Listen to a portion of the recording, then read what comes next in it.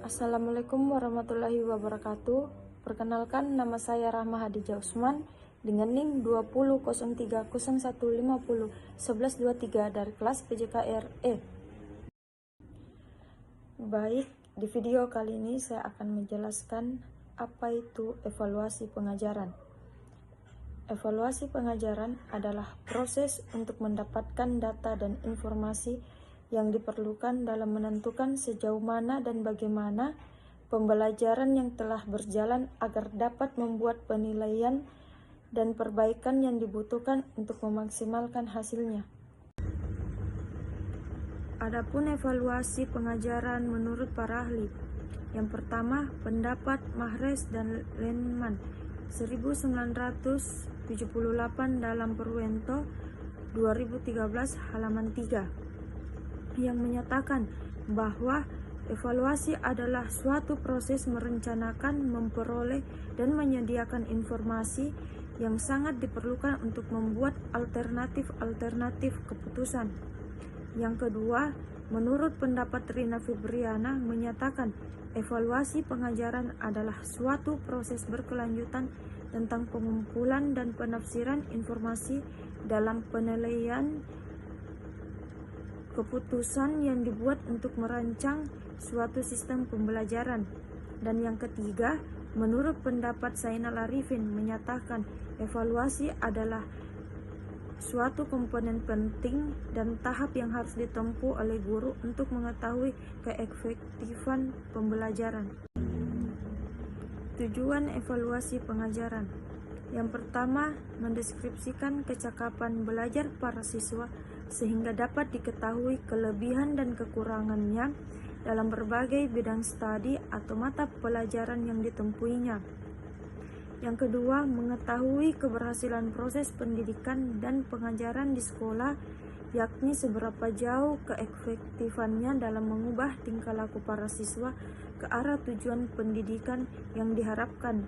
Yang ketiga, menentukan tindak lanjut hasil penilaian, yakni melakukan perbaikan dan penyempurnaan dalam hal program pendidikan dan pengajaran serta strategi pelaksanaannya.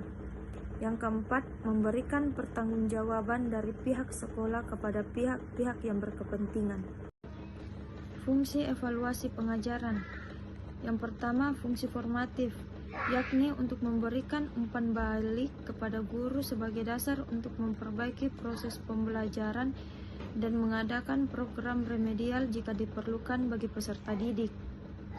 Yang kedua, fungsi sumatif, yaitu menentukan nilai kemajuan atau hasil belajar peserta didik dalam mata pelajaran tertentu sebagai bahan untuk memberikan laporan kepada berbagai pihak, penentuan kenaikan kelas, dan penentuan lulus tidaknya peserta didik. Yang ketiga, fungsi diagnostik, yakni untuk memahami latar belakang meliputi latar psikologis, fisik, dan lingkungan peserta didik yang mengalami kesulitan belajar, yang hasilnya dapat digunakan sebagai dasar dalam memecahkan kesulitan tersebut. Dan yang keempat, fungsi penempatan, yaitu menempatkan peserta didik dalam situasi pembelajaran yang tepat, misalnya dalam menentukan program spesialis sesuai dengan tingkat kemampuan peserta didik.